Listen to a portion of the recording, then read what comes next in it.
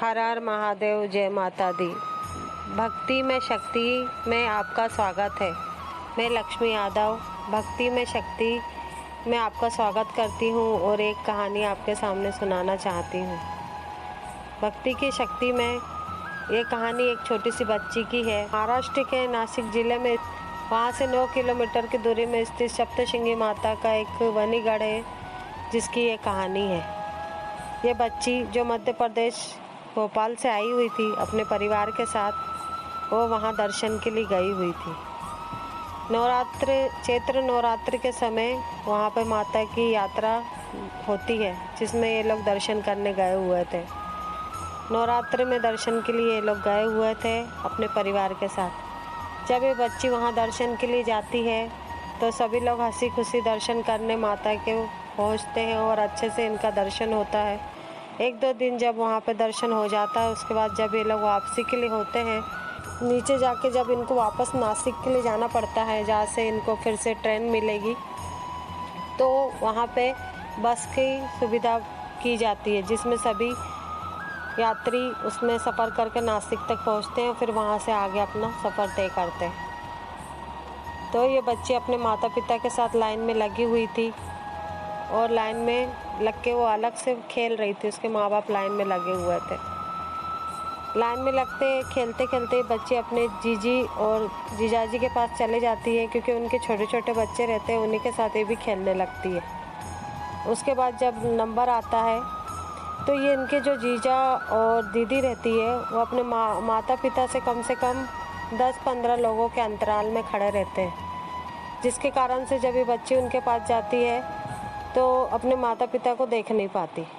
और जब बस आती है तो ये अपने जीजी और दीदा के साथ बस में चढ़ जाती है।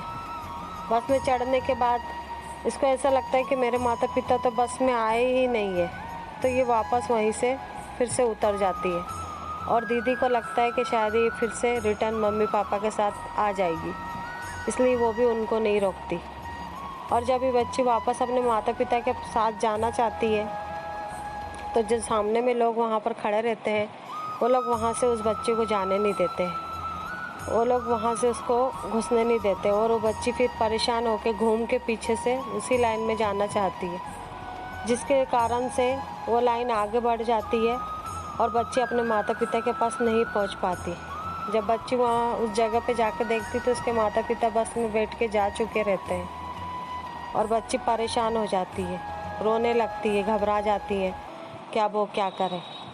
लेकिन क्योंकि बस निकल जा चुकी रहती है, क्योंकि ये कहानी एक भक्ति की शक्ति में है, माता रानी के आशीर्वाद पे आधारित है, तो बच्ची को माता रानी मदद करती है और उसे इतना एहसास दिलाती है कि वो अपना जाके पूछताछ केंद्र में अपनी जानकारी उन लोगों को देती है और उन्हें बताती है कि मैं यहाँ पर अपने माता पिता के साथ दर्शन के लिए आई थी और मैं उन लोगों से छूट गई हूँ।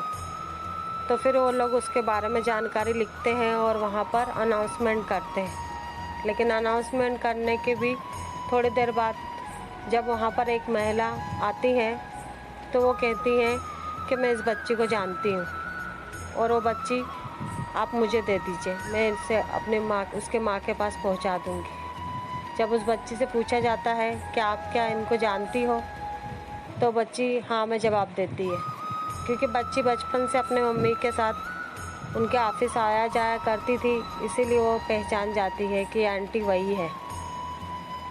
अब जब वो बच्ची उनके साथ जाने लगती है तो थोड़ी देर बाद ही एक और महिला वहाँ पर आती है और वो बोलती है कि क्योंकि मैं इनके रिलेटिव हूँ, इसलिए आप इन्हें मुझे दे दीजिए और मैं इनको वहाँ पहुँचा दूँगी। वो आंटी क्योंकि जानती है कि ये महिला इनके रिश्तेदार है, तो वो उसको मना नहीं कर पाती और उस बच्ची को उनके सपुर्द कर देती है और कहती है कि आप इसका जहाँ पर भी ले जा रहे हैं तो आप यहाँ पर लिखवा के जाइए, ताकि जब इसकी मम्मी वहाँ उसको ढूंढने आए तो वो परेशान ना हो और वो बच्ची उनको मिल जाए। वो महिला जाके वहाँ पे लिखवाती है कि मैं शिरडी लेके जा रही हूँ और अब अगर इनको ढूंढने आना है तो वो शिरडी पे आ जाए और अपनी बच्ची को ले जाए। लेकिन क्योंकि शायद से उनके पास बजट नहीं रहता या उनका कुछ कारण रहता है जिसके कारण वो वहाँ नहीं जाती।